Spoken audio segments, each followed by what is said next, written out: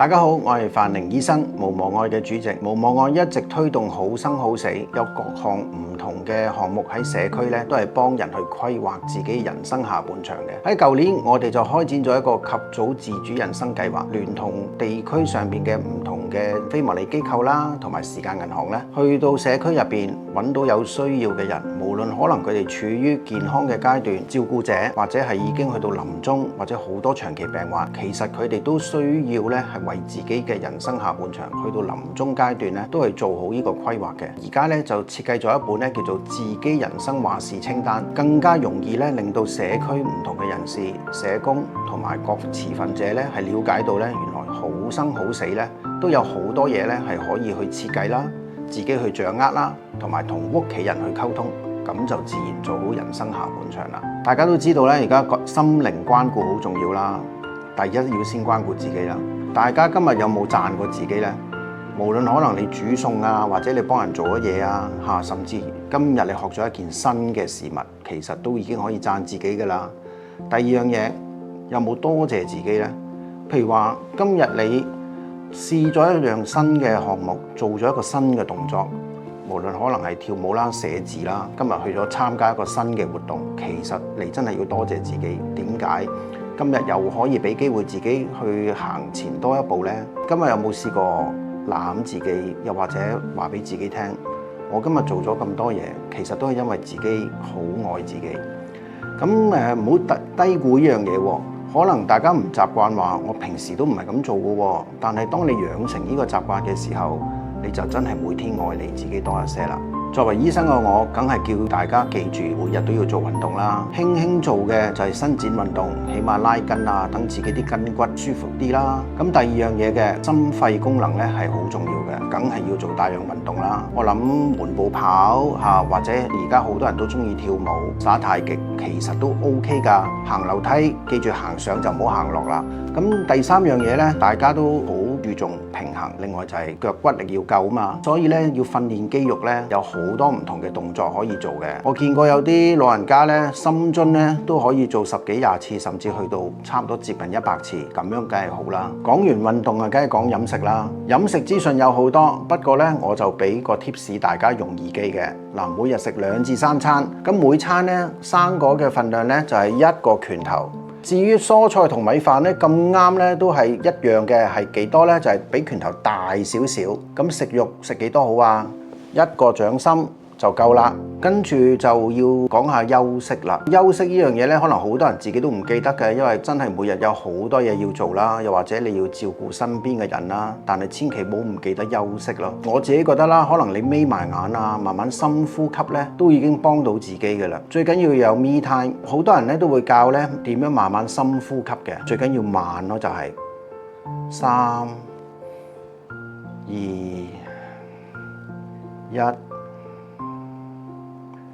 慢慢呼氣，慢慢吸氣，最緊要自己覺得舒服。不過呢，而家好多時候你喺網上咧都揾到呢一啲練習嘅。大家唔知道有冇定時做身體檢查啦？我相信好多人咧都有覆診嘅。但係最重要講到呢個健康管理呢，第一真係要參加呢個基層醫療，大家去返自己各自嘅區內嘅康健中心登記做會員啦，定時覆診啦，開返個 HA 高，同埋呢一定要呢入咗醫健通。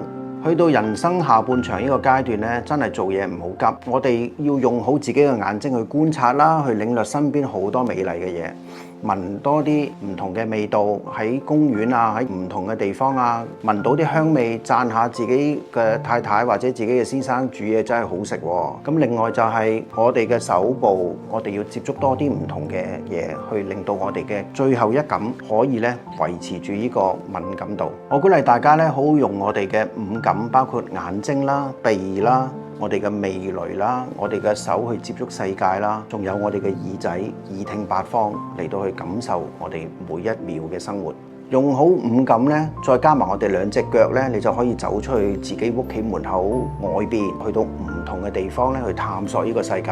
記住，外邊嘅世界其實係好精彩嘅。當你探索社區嘅時候咧，其實社區有好多資源，無論論可能係非牟利機構，係一啲私人機構或者係公營機構，其實有好多嘅知識啊、活動啊都好適合你嘅。所以咧喺嗰個過程咧，記住幫手去將呢啲資訊帶翻屋企同埋你身邊嘅人啦。咁探索社區有呢啲資訊，到最後就係咩呢？可以去參加好多唔同嘅班啦，同埋唔同嘅活動啦，喺嗰度去學到啲新嘢。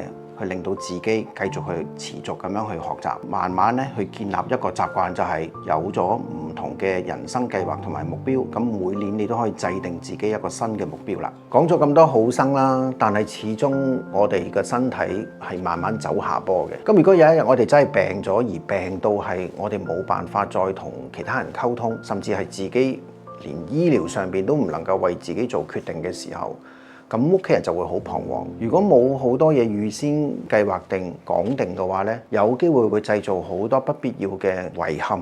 咁同埋就係屋企人亦都會受苦，而你自己當然都會受苦啦。咁所以呢，好死冇得唔去計劃嘅。而我哋就係為大家預備咗10樣好重要嘅項目俾大家去思考啦、去計劃啦，同埋去同屋企人溝通。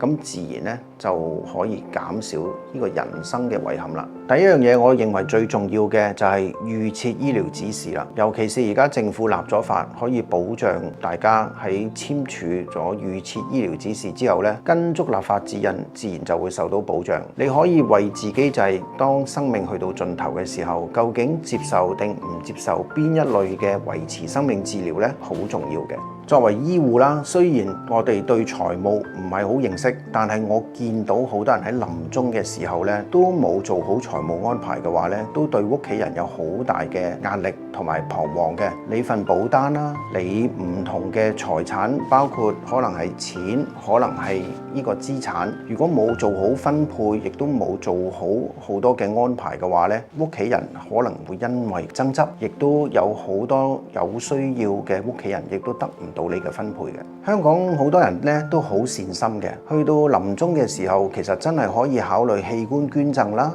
遺體捐贈啦，甚至係捐保單啦。當然亦都可以考慮捐遺產啦，變咗可以遺愛人間，令到唔同嘅人得到你嘅大愛。晚程安排咧，其實有好多嘢。其實錢銀都係重要，點解啊？到時候可能你屋企要裝修啦，你可能需要請工人去協助你啦，或者要預留錢住院舍，或者係去到臨終嘅地方。至於臨終究竟會喺屋企啊，喺寧養院啦，會喺院舍呢？其實都係要思考嘅，亦都當中牽涉到費用，所以晚程安排咧絕對唔可以係輕視咯。關於告別禮嘅安排，係咪淨係話一係就好簡單，一係咧去做破地獄呢？咁其實咧，點樣可以做到一個個性化嘅喪禮係屬於獨特嘅你嘅呢？其實有好多嘢你係可以自己去選擇，唔係淨係話考慮火葬、花園葬或者係遠出就已經可以做得到嘅。你係可以有得選擇㗎。心願清單呢樣嘢呢，好多人都有講，但係我覺得唔係淨係得一樣嘢咯，因為我哋咁長壽為將來㗎嘛，咁我哋每年都可以有一個心願嘅，但係去到最後嘅時刻，譬如話預計有1年嘅時間，會唔會有10個心願，或者係揾到一個你最想要嘅心願呢？係咪就係翻屋企呢？心靈關顧呢樣嘢呢，喺臨終其實係非常之重要。好多人可能淨係掛住止痛啦，或者係究竟個治療係咪仲有其他嘅可能性啦？點樣可以令到個心神心水可以回復平靜？盡量希望可以有陪伴，有好多人可以去關心你嘅感受，關心你嘅恐懼同埋你嘅憂慮呢。同埋死亡呢樣嘢係我哋大家都未領略過嘅，點樣可以係去關顧你呢？其實社會有好多專業人士隨時可以幫到你。喺臨終同埋晚程嘅階段咧，回顧人生好重要。我哋究竟為何而活？而我哋又實際又真係創造咗我哋自己同家庭嘅人生。喺嗰個階段，透過回顧咧，我哋可以將一啲唔記得咗嘅重要嘅人生片段喺嗰度揾翻出嚟。亦都可以將呢啲變成一個故事，傳承俾屋企人。更重要嘅就係我哋好想講嘅説話，道謝、道愛，去解決屋企嘅矛盾，透過道歉，到最後點樣好好道別，其實都可以咧主動講翻俾屋企人聽，亦都讓屋企人有機會同你講咯。咁喺成個回顧人生嘅過程入邊咧，大家學咗五感㗎，而呢個五感亦都幫到你同你屋企人咧去執你嘅個人物品，因為一啲重要嘅物品可以透過呢一個過程咧係保留翻落嚟，亦都成為重要嘅遺物。而至於其他一啲冇咁關鍵同埋重要嘅物品或者相片咧，就變咗令到屋企人知道往後應該要點樣處理啦。而家咁長壽嘅人生咧，我哋真係預計唔到自己究竟係活到70幾歲啊，定係活到120歲。身體一定係慢慢向下走下坡嘅。咁我哋雖然鼓勵大家積極人生，每日都活好自己，繼續學習，創造自己嘅未來。但係到最後，我哋仍然係逃唔過死亡呢一個階段。點樣活好人生最後一里路呢？做好晒所有規劃呢，梗係及早係最好啦。所以由好生走到好死，生命因愛而生，為愛及早計劃，實踐自己人生，自己話事。咁樣我哋就可以尊嚴地活到最後一秒。